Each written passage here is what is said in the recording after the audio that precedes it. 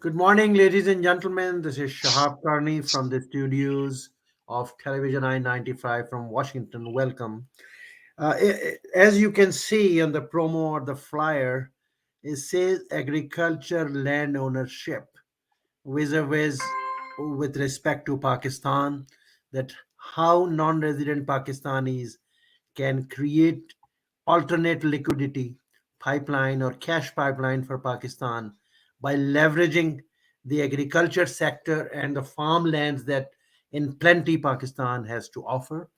For this conversation, I was very fortunate that former ambassador to United Arab Emirates, Dr. Jamil Ahmed Khan, not only a diplomat but a thinker, but a PhD and an economic centric diplomat, is joining me for this conversation. He has got a lot of research studies on this subject matter. So I'm very fortunate that on a very short notice he was able to join me. Ambassador Jamil, welcome to my studio, sir. Thank you very much for having me on your show. So, as in my intro, I said non resident Pakistanis can play a vital role by acquiring legitimate ownerships in the small scale in farmland in Pakistan and develop an alternate cash pipeline in these difficult times for Pakistan. What do you have to say, sir?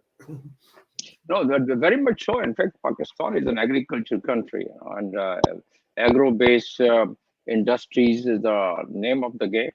And unless we go and mechanize our entire agriculture system, I think we'll not be able to have a food security, and uh, be able to export elsewhere. Means the cash crops. But it's so important that. We should focus on it, and particularly with the new technologies and with our non-resident Pakistanis, it becomes much easier because our non-resident Pakistanis, they are living in those areas and those countries like United States where they have a quite a developed agriculture, and they could bring those skills there. They can bring those projects, and they can buy their own chunk of land here, chunk of farmland here, do the cooperative farming, do the farming at the industrial scale. And this could be a win-win game. And not only that, but they could just become a linkage between the United States and Pakistan so far as the world is concerned, for augmenting the efforts of United States and other countries in attaining the food security for the world as a whole. And of course, Pakistan by itself has now, particularly after the flood, we are going to have a very scarce resources, and we are going to have a problem of we'll be quite vulnerable so far as the food security is concerned. And for quite more years, with our population growth and with the kind of damages which has happened, I think we'll have to really start thinking about the new technologies and start thinking to harness the skills and the resources of our non-resident Pakistanis to develop some of those lands which are totally arid, which are not cultivated, are under cultivated, and they are being owned by the government without producing anything on those pieces of land. So the thousands, hundreds, and thousands of acres of lands are available, and this could be bring into cultivation by a non-resident Pakistani in collaboration with the local people. They could become a stakeholder, and they could start helping them out in managing their properties here and managing the overall management of their farmlands or the agriculture land, whatever So, they would like to Ambassador, invest. Ambassador Jamil, my question is, what is the proposed process or mechanics that needs to be adopted or steering in that direction between the legislation, the government, and the non-resident Pakistanis? What do you suggest, sir? No legislation required by the government. Any non-resident Pakistani is entitled to purchase property in Pakistan, and it is up to non-resident Pakistanis whether they want to do it at the corporate level or they want to do it at the individual level. At any given time, they could come here and they could start buying. My proposal to the government is that instead they go in the market and start buying it. If we allocate a chunk of land about say about 1 million acres of land, and we do have in certain areas in continuation or in its continuity.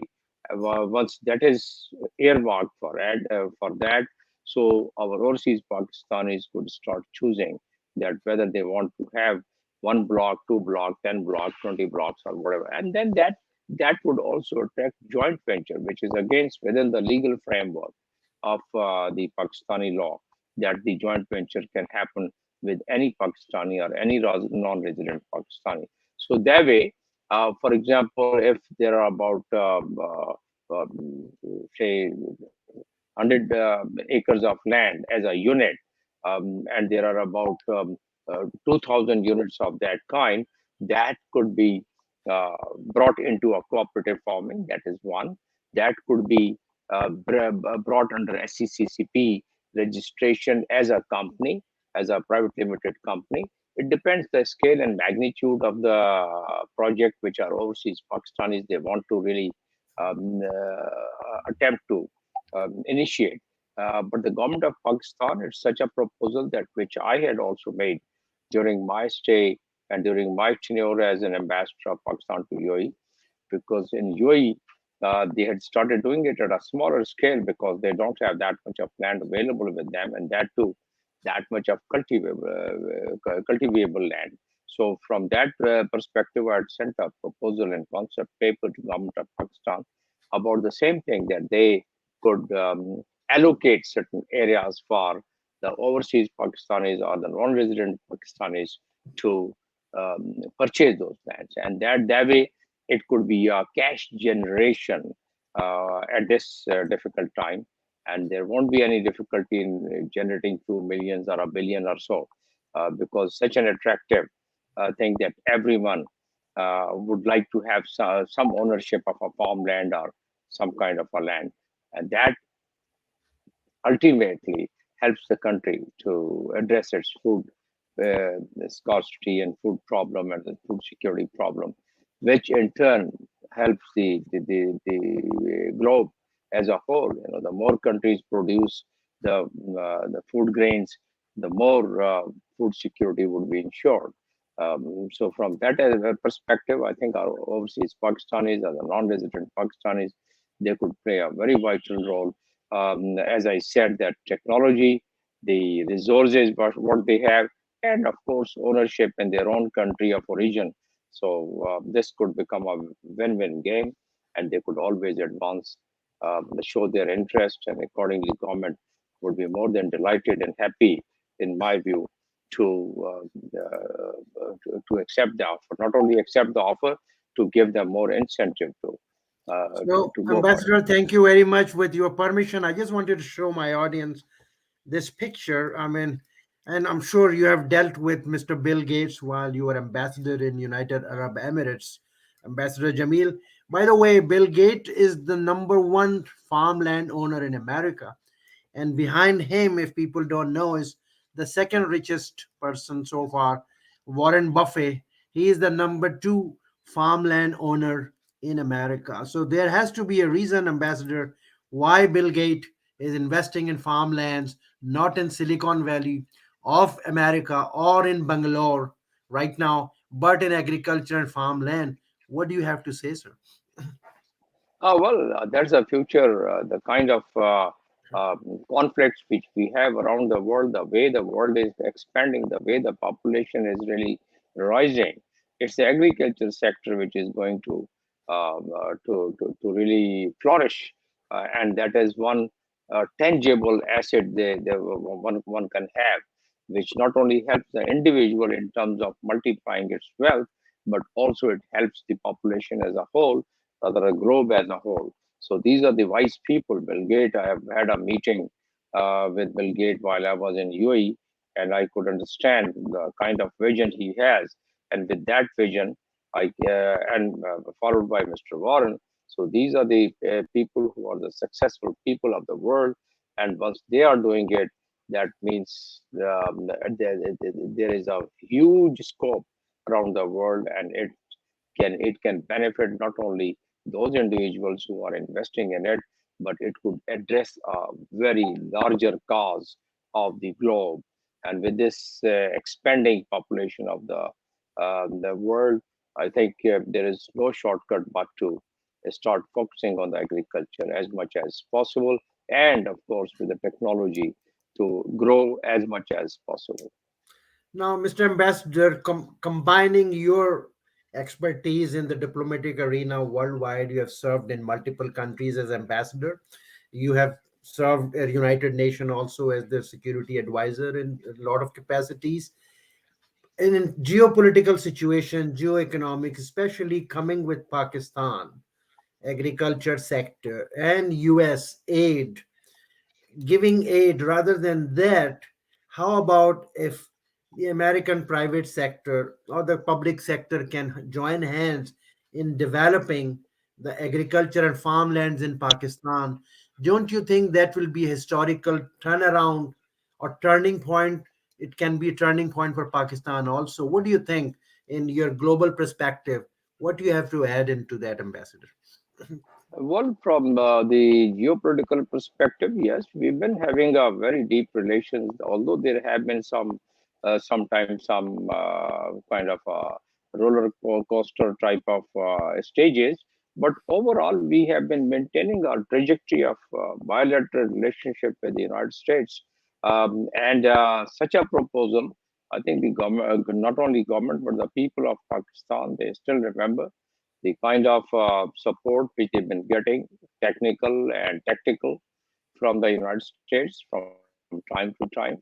In my personal view and in the view of what is happening on ground, in the changing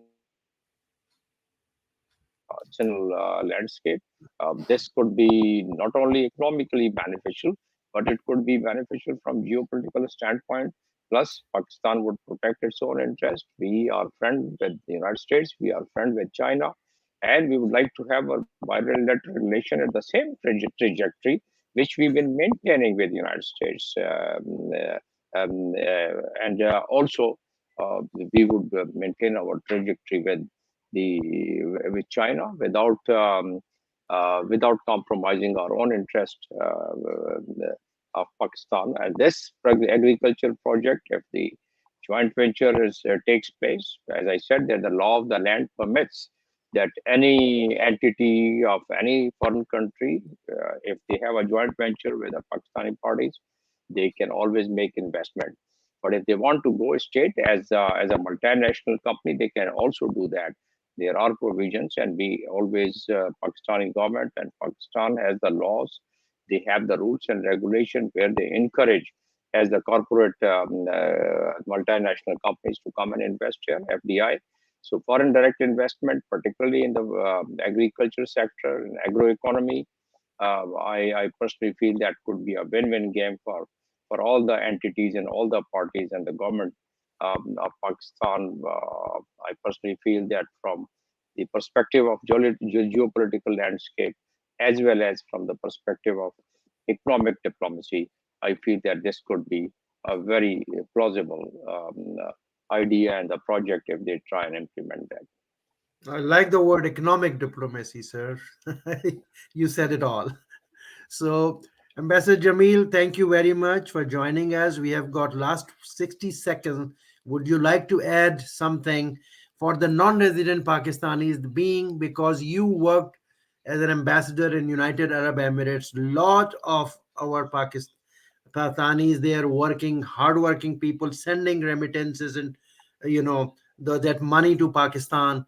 How can they be enriched and empowered and benefited through this initiative? Final word, sir. Well, Pakistan should make them a stakeholder, as a matter of fact, and try and give them the offers of the kind where their skills and where their talents could be used. And they are the bridge between United States and Pakistan and other countries where our non-resident Pakistanis are living. And we should take, I think, the diplomatic advantage, economic advantage, and of course the transfer of technology can take place through our non-resident Pakistanis. So it's a win-win game. And non-resident Pakistanis, they understand the mechanism, they understand the culture, they understand the dynamics of Pakistan, and they understand the dynamics of those countries where they are living. For example, United States. United States, we definitely have our major interest because we've been maintaining a trajectory of our relations with the United States. We've been able to support them at various places, and they've been able to support us in various phases of the global politics. So that should continue. Ambassador Jamil Ahmed Khan, sir, like always, thank you very much, and we'll keep the conversation going on this subject matter forever. It was my pleasure to be on your show. Thank you very Thank you, much sir. for having me. Thank you.